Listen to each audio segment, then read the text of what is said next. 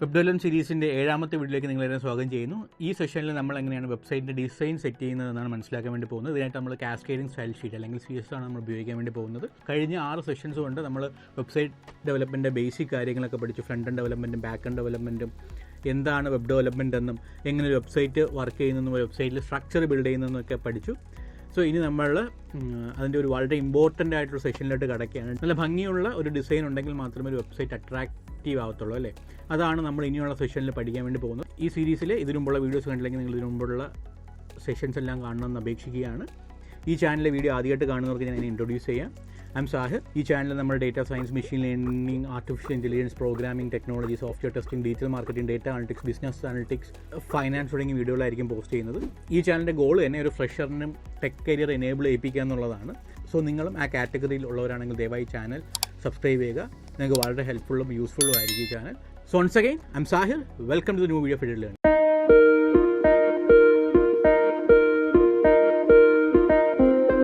അപ്പോൾ നമ്മുടെ വെബ്സൈറ്റിലെ സ്ട്രക്ചർ നമ്മൾ ക്രിയേറ്റ് ചെയ്ത് കഴിഞ്ഞു. ഇനി നമുക്ക് സ്റ്റൈൽ ചെയ്ത് തുടങ്ങാം. അപ്പോൾ ഈ ഒരു സെക്ഷൻ എൻഡിലായിട്ട് നമ്മുടെ വെബ്സൈറ്റ് ഇങ്ങനെയാണ് മാറേണ്ടത്. അപ്പോൾ ഇവിടെ ചെറിയ രീതിയിൽ ഫോണ്ട് സൈസ് വ്യത്യാസമുണ്ട്. ബാക്ക്ഗ്രൗണ്ട് കളറിൽ ചേഞ്ച് വന്നിട്ടുണ്ട്. ഇവിടെ ഒരു നൈസ് ബട്ടൺ ഉണ്ട്. അതുപോലെ ചെറിയ ഡിഫറൻസ് ഒക്കെയാണ് ഇവിടെ ഉള്ളത്. സോ നമുക്ക് ചെയ്തു തുടങ്ങാം.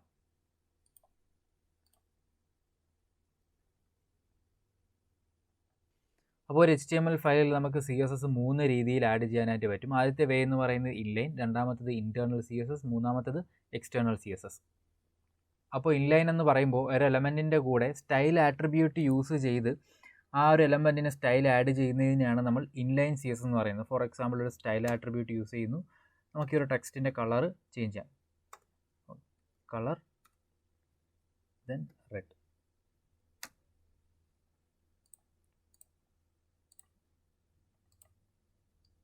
അപ്പോൾ ഇവിടെ ഫോണ്ട് കളർ ചേഞ്ച് ചെയ്യാൻ വേണ്ടിയിട്ട് നമ്മൾ യൂസ് ചെയ്യുന്ന പ്രോപ്പർട്ടി എന്ന് പറഞ്ഞാൽ കളർ പ്രോപ്പർട്ടിയാണ്. എന്നിട്ട് തന്നെ റെഡ് വാല്യൂ ആയിട്ട് സെറ്റ് ചെയ്തു.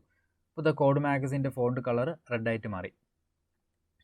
ഇനി ഇവിടെ ഞാനൊരു എക്സ്റ്റൻഷൻ്റെ കാര്യം കഴിഞ്ഞ സെക്ഷനിൽ പറയാനായിട്ട് വിട്ടുപോയി.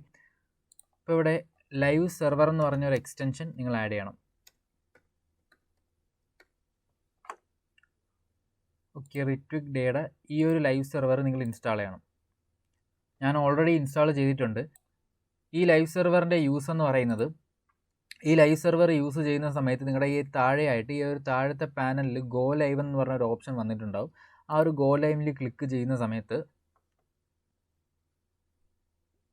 നമ്മുടെ ബ്രൗസറിൽ ഈ ഒരു വെബ്സൈറ്റ് ഓപ്പൺ ആവും. ഇനി നമുക്ക് ഫോർ എക്സാമ്പിൾ ഞാനിവിടെ ഗ്രീൻ എന്ന് ചേഞ്ച് ചെയ്ത് കൊടുക്കുന്നു. ദെൻ ഞാനിവിടെ സേവ് ചെയ്യുന്ന സമയത്ത് തന്നെ ഓട്ടോമാറ്റിക്കലി അത് ബ്രൗസറിൽ അപ്ഡേറ്റ് ആകും. ഓരോ തവണയും നമ്മൾ ഓരോ ചേഞ്ചസ് വരുത്തിയിട്ട് ഇവിടെ പോയി ഇങ്ങനെ റിഫ്രഷ് ചെയ്യേണ്ട കാര്യമില്ല. ഇനി ലൈവ് സെർവർ ഇൻസ്റ്റാൾ ചെയ്തതിന് ശേഷം നിങ്ങൾ സെറ്റിങ്സിൽ കയറണം. Then format on save enable ചെയ്യണം. നമ്മളവിടെ നേരത്തെ ഡിഫോൾട്ട് ഫോർമാറ്റ് പ്രിറ്റർ ആയിട്ട് സെറ്റ് ചെയ്തിട്ടുണ്ടായിരുന്നു. അപ്പം ഇപ്പോൾ ചെയ്യേണ്ടത് ഫോർമാറ്റ് ഓൺ സേവ് ഇനാബിൾ ചെയ്യണം. ഓക്കെ, ഇനാബിൾ ചെയ്ത് കഴിഞ്ഞ് കഴിഞ്ഞാൽ നിങ്ങളും എന്തൊക്കെ ചേഞ്ചസ് വരുത്തിയിട്ട് നമ്മുടെ ഫയൽ സേവ് ചെയ്യുന്നു അതെല്ലാം ഇവിടെ അപ്പോൾ തന്നെ നമ്മുടെ ബ്രൗസറിൽ റിഫ്ലക്റ്റ് ആവും.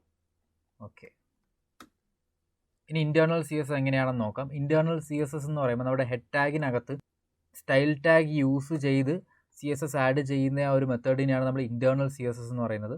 ഫോർ എക്സാമ്പിൾ ഇവിടെയും നമുക്ക് H1 തന്നെ സെലക്ട് ചെയ്യാം. ആദ്യം H1 ടാഗ് സെലക്ട് ചെയ്തു, ദെൻ കേർലി ബ്രേസസ് ഓപ്പൺ ചെയ്തു, ദെൻ നമുക്ക് ആവശ്യമുള്ള പ്രോപ്പർട്ടി മെൻഷൻ ചെയ്തു, ദെൻ റെഡ്. ഇതിനെ കമൻറ്റ് ചെയ്തു, ദെൻ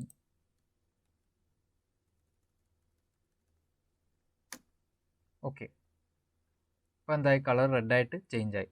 അപ്പോൾ നമ്മളിങ്ങനെ എലമെൻറ്റിൻ്റെ കൂടെ സ്റ്റൈൽ ആട്രിബ്യൂട്ട് യൂസ് ചെയ്ത് പ്രോപ്പർട്ടീസ് ആഡ് ചെയ്യുന്നതിന് നമ്മൾ ഇൻലൈൻ CSS എന്നും, അതുപോലെ തന്നെ സ്റ്റൈൽ ടാഗ് യൂസ് ചെയ്ത് ഇങ്ങനെ കൊടുക്കുന്നതിനെ നമ്മൾ ഇത് രണ്ടും നമുക്ക് റിമൂവ് ചെയ്യാം.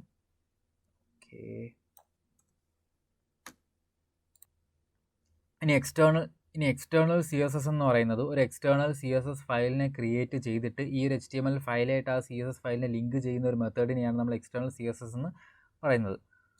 നമുക്ക്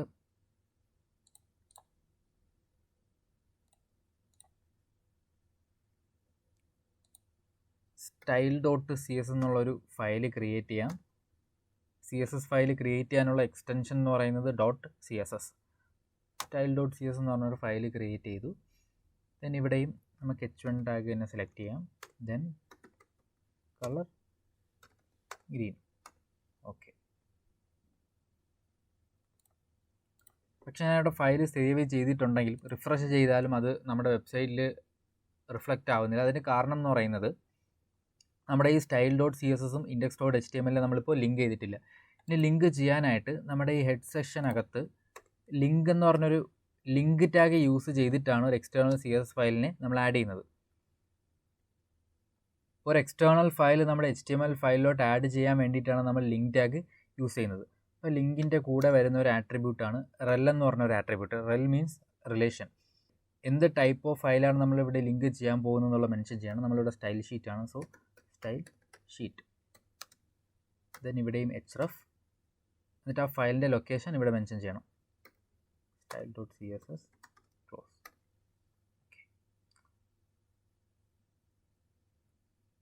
ഞാനിവിടെ സേവ് ചെയ്തപ്പോൾ തന്നെ കോഡ് മാഗസിൻ്റെ കളർ ഇവിടെ ചേഞ്ച് ആയി. അതിനർത്ഥം നമ്മുടെ ഈ style.css index.html കണക്ട് ആയിട്ടുണ്ട് എന്നുള്ളതാണ്.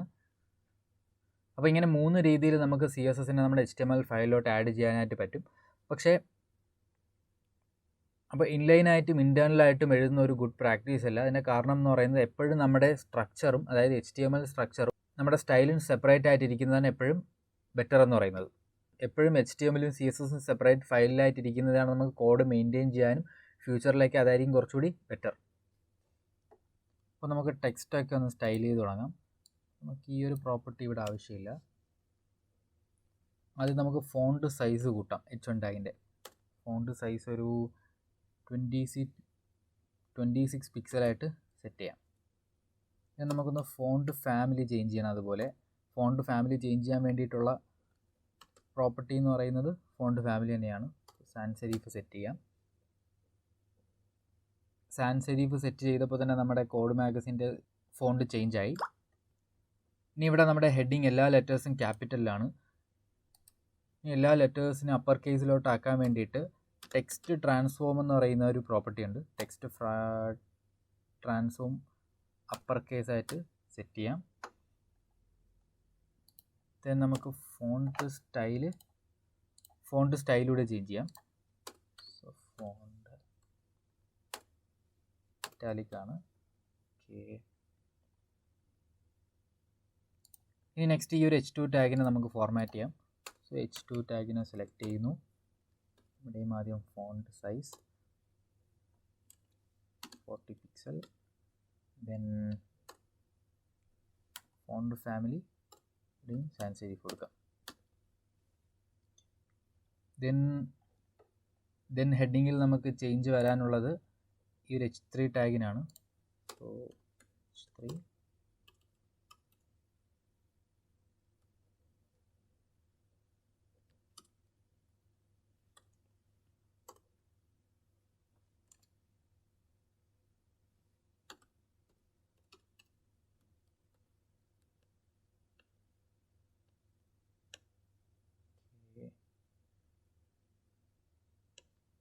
ഇവിടെയും ഫോണ്ട് ഫാമിലി സാൻസ് സെരിഫായിട്ട് സെറ്റ് ചെയ്യാം.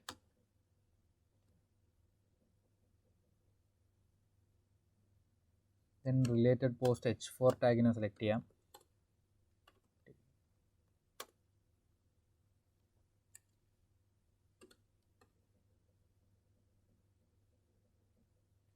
സോ അവരുടെ ഫോണ്ട് സൈസാണ് ചേഞ്ച് ചെയ്തിരുന്നത്. Font size 20 pixel. ദെൻ ഇവിടെയും ഫോണ്ട് ഫാമിലി സാൻസ് സെരിഫ്. ഇപ്പോൾ ഇവിടെ ടെക്സ്റ്റ് ഹെഡിങ്ങിനെല്ലാം നമ്മൾ സ്റ്റൈൽസ് അപ്ലൈ ചെയ്തു. ഫോണ്ട് സൈസും ഫോണ്ട് ഫാമിലിയും. നമുക്കിനി ഫോർമാറ്റ് ചെയ്യേണ്ടത് p ടാഗിനെയാണ്, അതായത് പാരഗ്രാഫ്. സോ p ടാഗിനെ സെലക്ട് ചെയ്യുന്നു. Then font size 22 pixel set ചെയ്യാം. ഓക്കെ. ദെൻ ഇവിടെയും ഫോണ്ട് ഫാമിലി സാൻസ് സെരിഫ്. ഓക്കെ. ഇനി ഇവിടെ നമ്മുടെ ഈ വെബ്സൈറ്റിൽ നോക്കുകയാണെന്നുണ്ടെങ്കിൽ ഓരോ പാരഗ്രാഫിന് ശേഷം ഇവിടെ ലൈൻ ഹൈറ്റിൽ ഡിഫറൻസ് ഉണ്ട്. ഇവിടെ ലൈൻ ഹൈറ്റ് കുറവാണ്, പക്ഷേ ഇവിടെ ലൈൻ ഹൈറ്റ് കൂടുതലുണ്ട്. അപ്പം ലൈൻ ഹൈറ്റ് ചേഞ്ച് ചെയ്യാൻ വേണ്ടിയിട്ട് ലൈൻ ഹൈറ്റ് എന്ന് പറഞ്ഞൊരു പ്രോപ്പർട്ടി ഉണ്ട്. സോ ലൈൻ ഹൈറ്റ് നമുക്കൊരു 1.5 ആയിട്ട് സെറ്റ് ചെയ്യാം. ഓക്കെ, അപ്പോൾ ലൈൻ ഹൈറ്റും സെറ്റ് ചെയ്തിട്ടുണ്ട്. 2 ആണെന്നുണ്ടെങ്കിൽ ഒരുപാട് ലൈൻ ഹൈറ്റ് ആയിപ്പോൾ നമുക്ക് 1.5 തന്നെ സെറ്റ് ചെയ്യാം. ഓക്കെ, ഈ റിലേറ്റഡ് പോസ്റ്റിലെ ടെക്സ്റ്റ് സെൻറ്ററിലാണ്. അതുപോലെ തന്നെ ഇവിടെയും ടെക്സ്റ്റ് എല്ലാം അപ്പർ കേസിലാണ്. സോ ടെക്സ്റ്റ് ട്രാൻസ്ഫോം ഇവിടെയും അപ്പർ കേസ്. ദെൻ ടെക്സ്റ്റ് സെൻറ്ററിലോട്ട് കൊണ്ടുവരാൻ വേണ്ടിയിട്ട് ടെക്സ്റ്റ് എന്ന് പറഞ്ഞ പ്രോപ്പർട്ടി യൂസ് ചെയ്യാം. നമുക്ക് വേണ്ട വാല്യൂ എന്ന് പറഞ്ഞാൽ സെൻറ്ററാണ്. So centre. ഓക്കെ, ഇപ്പോൾ റിലേറ്റഡ് പോസ്റ്റ് സെൻറ്ററിലോട്ടായിട്ടുണ്ട്. ഇനി നമുക്ക് ചേഞ്ച് വരേണ്ടത് ഈ ലിസ്റ്റ് ഐറ്റംസിനാണ്. സോ LI ടാഗിനെ സെലക്ട് ചെയ്യാം. Then font family and സെരിഫ്.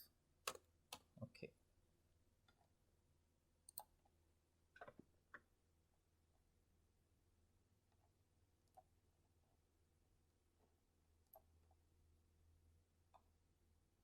ഈ കോഡിനെ നമുക്ക് സെലക്ടേഴ്സിനെ കമ്പൈൻ ചെയ്ത് കുറച്ചുകൂടി ബെറ്റർ ആക്കാനായിട്ട് പറ്റും. ഇവിടെ സെയിം ഫോണ്ട് ഫാമിലി തന്നെയാണ്, അതായത് സാൻസ് സെരീഫാണ് നമ്മൾ എല്ലാ എലമെൻസിനും കൊടുത്തിട്ടുള്ളത്. ഇത് കുറച്ച് റെപ്പറ്റേറ്റീവ് ആണ്, ഒരു ഗുഡ് പ്രാക്ടീസ് അല്ല. ഫോർ എക്സാമ്പിൾ നമുക്കിപ്പോൾ നമ്മുടെ വെബ്സൈറ്റിൻ്റെ ഫോണ്ട് ഫാമിലി ചേഞ്ച് ചെയ്യണം.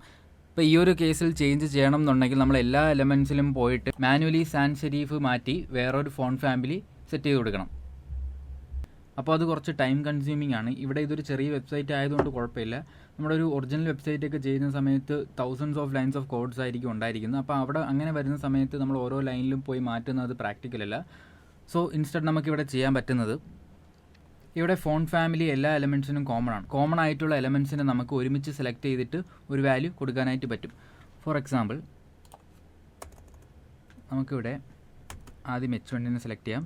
Then H2 font family sans സെരീഫാണ്. സോ വീണ്ടും H2, ദെൻ കോമ H3, അതുപോലെ തന്നെ H4, ദെൻ P.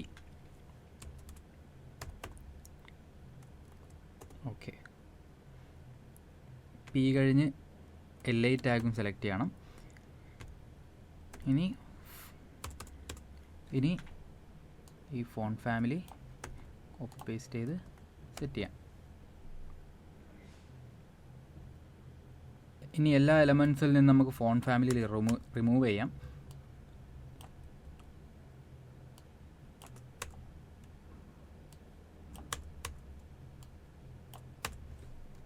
ഓക്കെ, എല്ലാ എലമെൻറ്റ്സിൻ്റെയും ഫോണ്ട് ഫാമിലി ഇപ്പോഴും സാൻസ് സെരീഫ് തന്നെയാണ്. ഇനി നമുക്ക് ഈ ഫോണ്ട് ഫാമിലി ചേഞ്ച് ചെയ്യണം എന്നുണ്ടെങ്കിൽ ചേഞ്ച് ചെയ്ത് സെരീഫ് കൊടുക്കാം. സോ ഇവിടെ മാത്രം ചേഞ്ച് ചെയ്ത് കഴിഞ്ഞാൽ നമ്മുടെ വെബ്സൈറ്റിൽ എല്ലായിടത്തും ആ ഫോണ്ട് ഫാമിലി സെരീഫായിട്ട് സെറ്റാവും. ലൈവ് ഇവിടെ നമ്മൾ ലൈവ് സെർവർ യൂസ് ചെയ്തിട്ടില്ലായിരുന്നു. ഓക്കെ, അപ്പോൾ ഇതുപോലെ എലമെൻറ്റ്സിനെ നമുക്ക് ഗ്രൂപ്പ് ചെയ്തും സ്റ്റൈൽ ചെയ്യാനായിട്ട് പറ്റും. ഓക്കെ, ഇവിടെ കോപ്പിറൈറ്റ് ഈ ഒരു ടെക്സ്റ്റ് മാത്രം സാൻസ് സെരീഫ് ആയിട്ടില്ല. സെരീഫ് കാരണം നമ്മൾ ഡയറക്റ്റ് അതിനെ ഫൂട്ടറിനകത്ത്